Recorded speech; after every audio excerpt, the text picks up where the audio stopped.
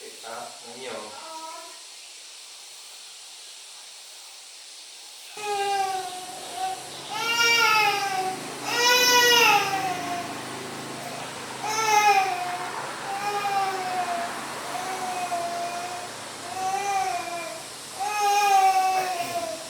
Đi bố đi.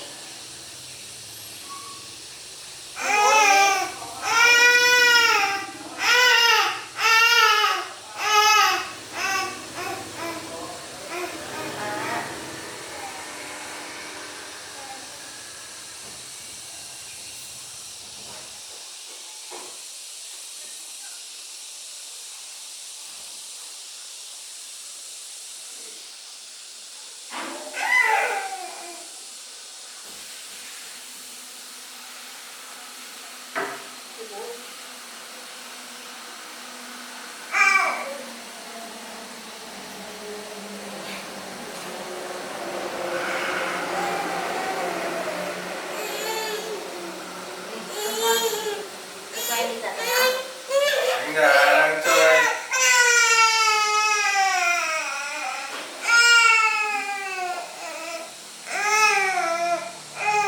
Tất cả chơi.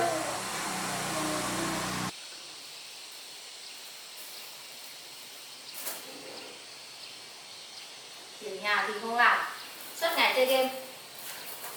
Con không trông. Làm chồng như thế à? Kệ tao lấy mày để làm việc nhà mà. Mày không làm thì mày cút. Thích nói nhiều không? Nói một hai câu lại bắt đầu đấy. Suốt ngày chơi game. Tao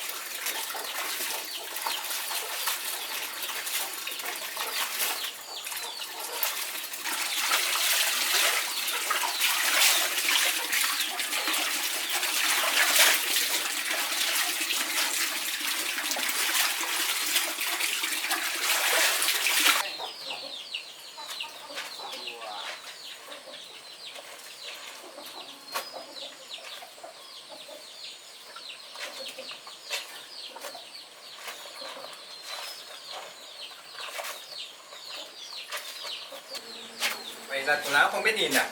Còn mấy cái này mày không giặt mày để làm cái gì? Hả?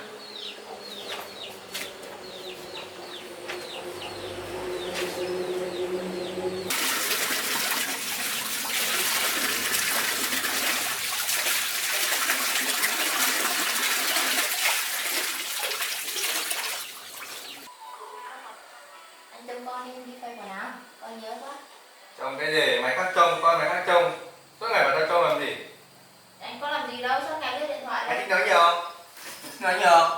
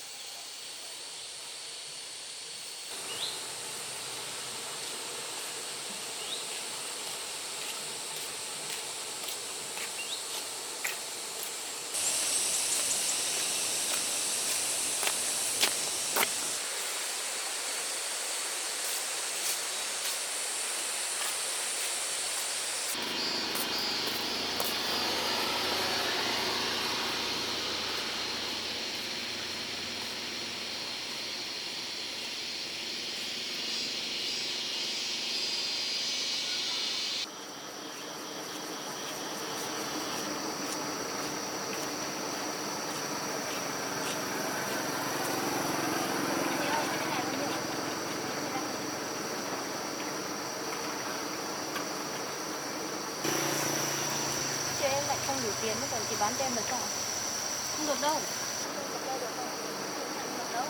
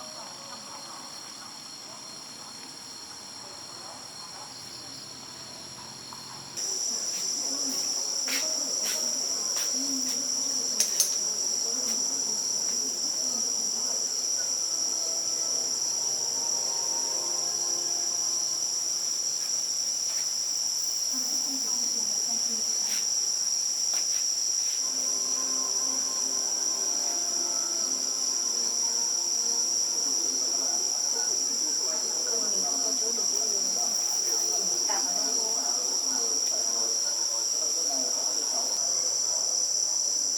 Tối nay hai mẹ con mình ở đây nhá. Tối rồi không có nhà để đi rồi. Ngủ ở đây thôi.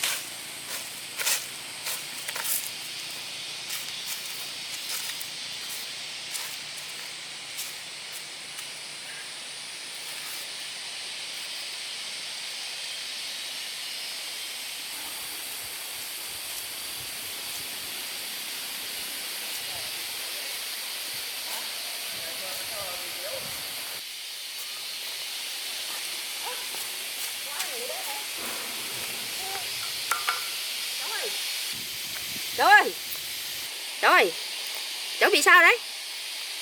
Cháu sao đấy? Ôi cháu ở đâu về đấy? À, trời ơi, đứng dậy nào, mẹ con đứng dậy nào.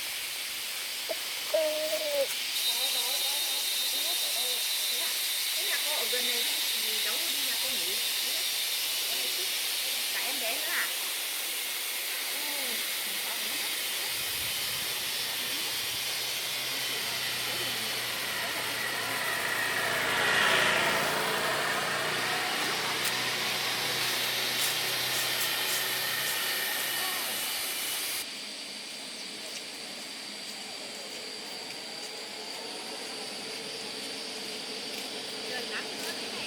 Đem con đi theo là có ngày mất với cháu à? Đây đến nhà cô rồi.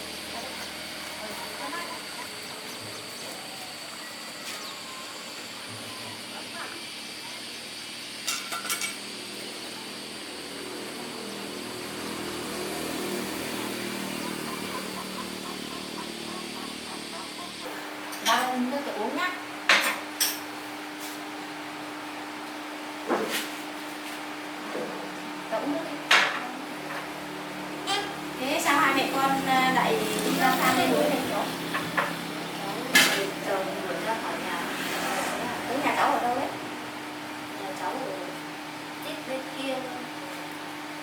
cháu nữa.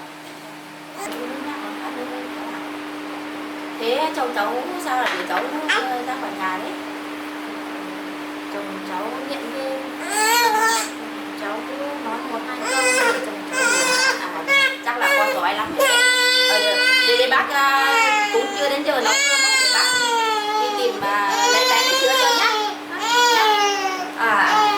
Chắc là đói rồi đấy. Cô còn hộp sữa với lại ít bánh thì hai mẹ con ăn tạm đi. Để đi cô nấu cơm cho ăn nhá. Cháu ăn đi. May còn cô đi nương về nên gặp cháu ở đây. Không thì sao chả có ai thấy. Cháu ăn tạm nhá. Cháu ăn tạm nhá. Bác chưa đến giờ nấu cơm, bác cũng hết cơm rồi.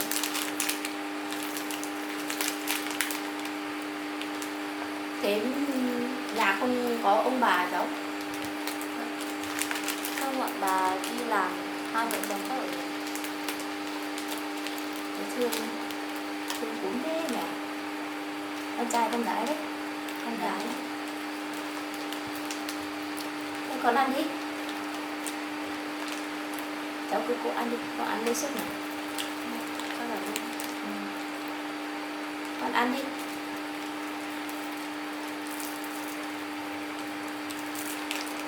Thôi bây giờ cũng may lắm cô gặp cháu ấy thì bây giờ về đến nhà cô rồi thì cháu ở đây tạm thời gian. Thôi cô ạ, cháu cảm ơn ý tốt của cô nhưng mà cháu cũng không muốn làm phiền gia đình cô. Cũng không sao đâu mà, ở đây là ở với cô là có gì anh lấy thôi, là cô cũng bình thường thôi. Cháu cảm ơn ý tốt của cô nhưng mà thôi cô ạ, cháu ở đây lại làm phiền cô. Thế bây giờ cháu thì định đi đâu đi? Cháu cũng không biết được, giờ hai mẹ con cứ đi theo đường thôi cô.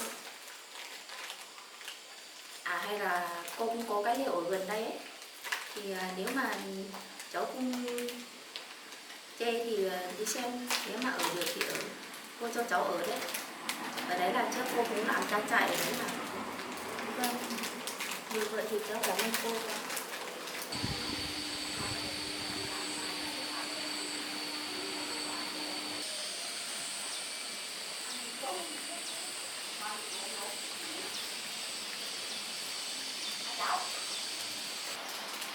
Thế cháu ngồi đây nhá, để cô đi nấu cơm cho cháu với mà để ăn một tí. Cô ạ, cháu ăn bánh no rồi. Đúng không? Thế là ăn bánh sao là ở được đấy.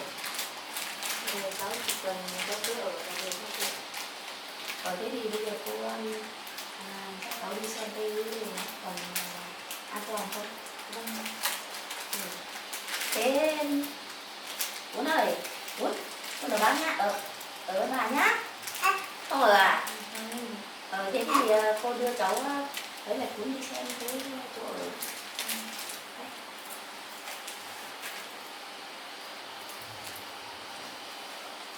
Ố hư đấy nhỉ? Thế cháu ơi, lều của cô ở gần ngay đây thôi mà, đi một tí ở đấy.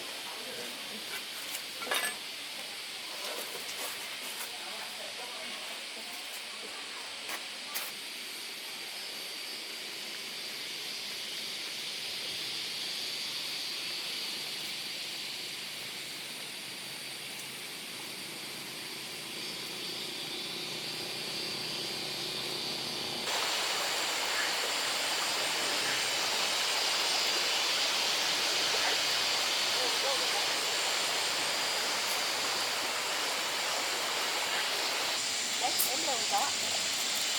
Nhưng mà lâu lắm không có ai ở.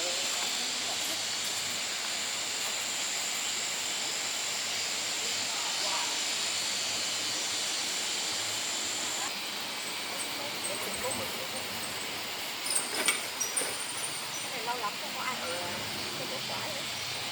Hôm nào cô đi.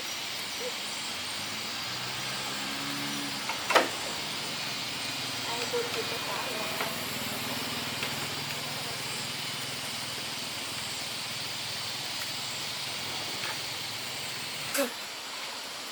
Đấy, bây giờ đấy lều của cô thì cũng lâu không có người ở, cũng không có đồ đạc gì đâu.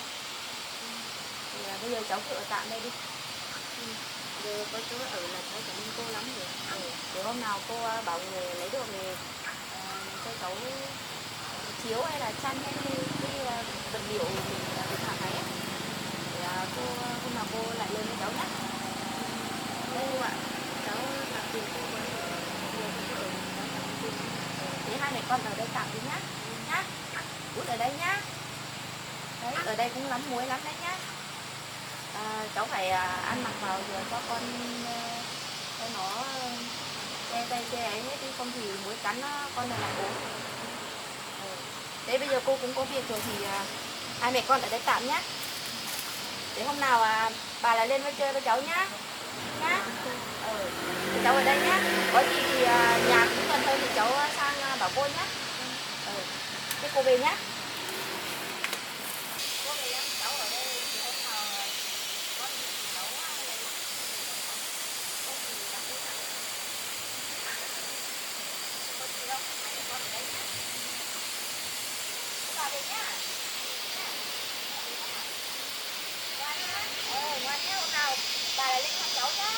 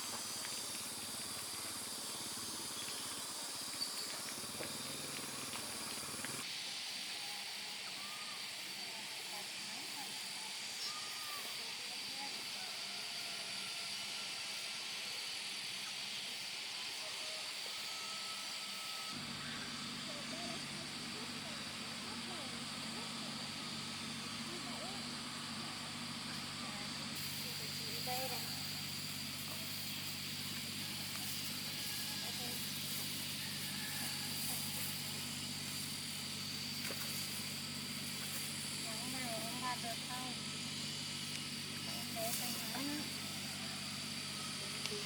ta để con sang bên kia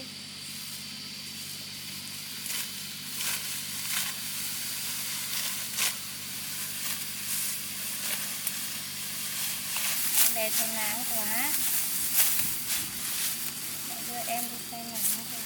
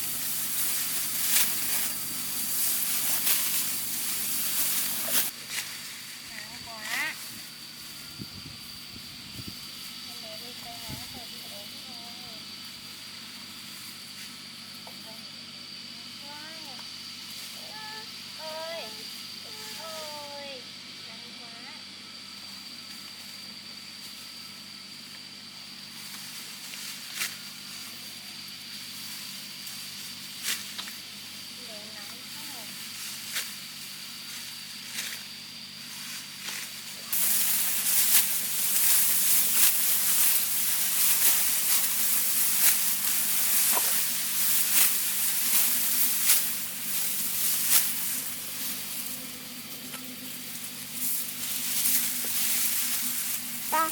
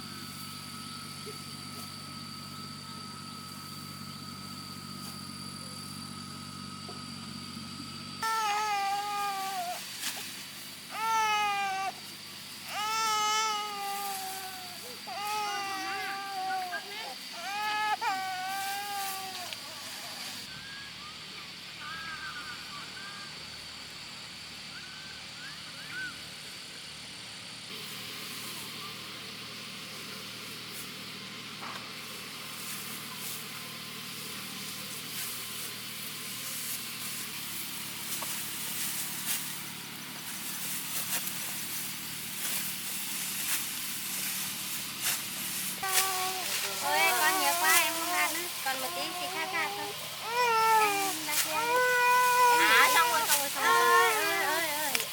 xong rồi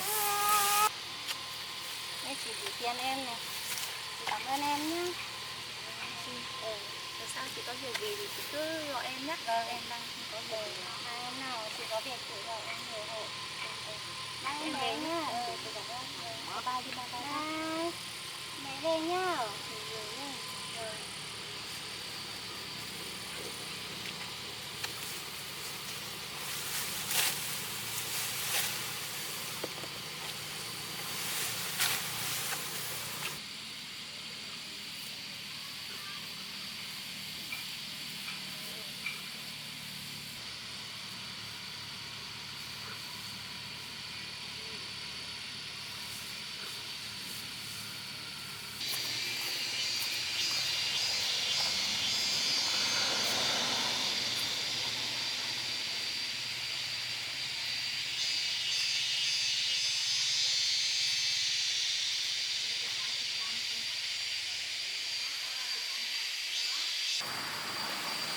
cô đây có mì tôm không con? Có. Tôm.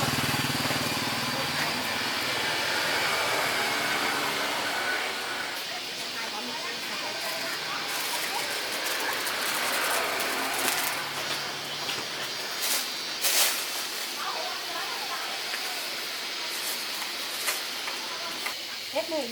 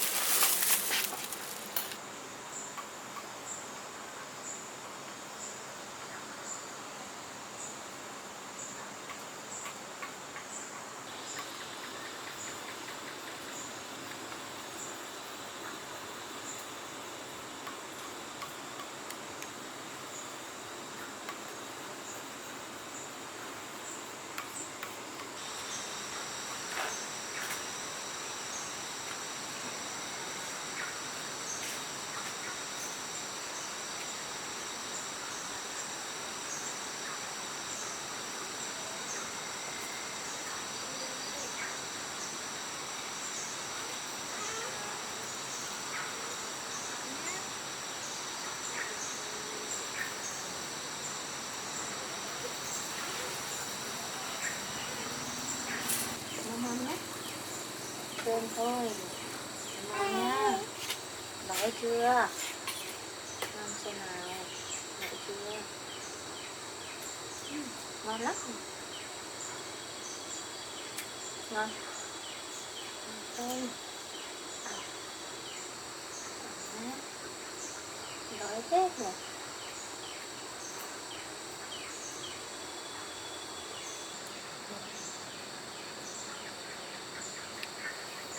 Còn muối nhá.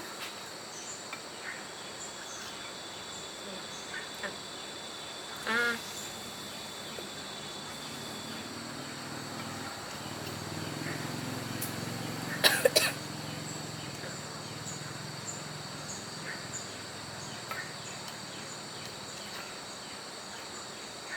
Ngon này. Ngon không?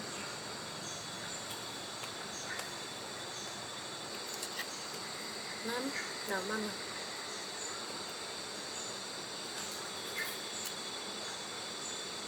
Ngon.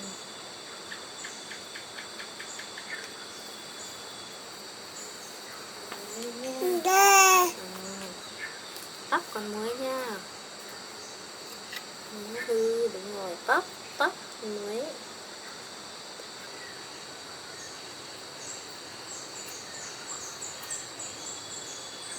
Con gì đấy?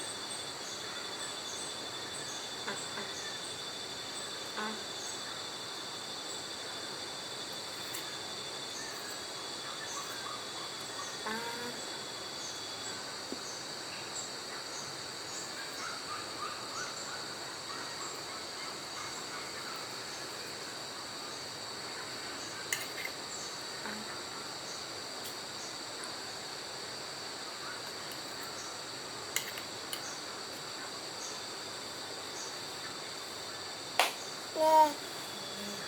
Muối đấy. Bắp con muối đấy. Bắp con muối.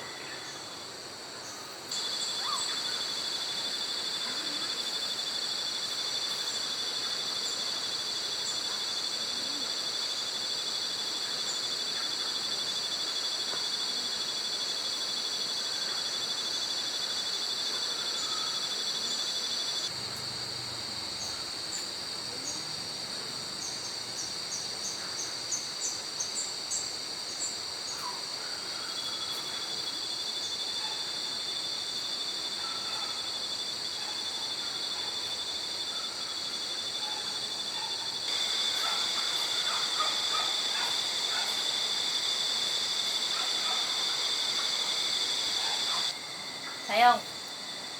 Đấy, ăn.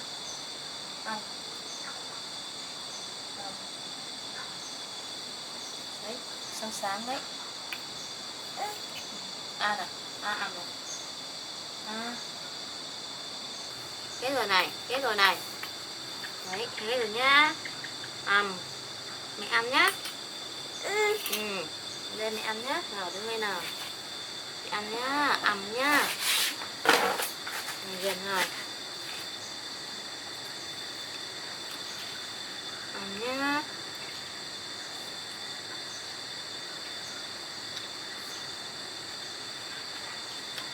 Ngon. Ngon cái chân này. Vứt rồi. Đúng rồi.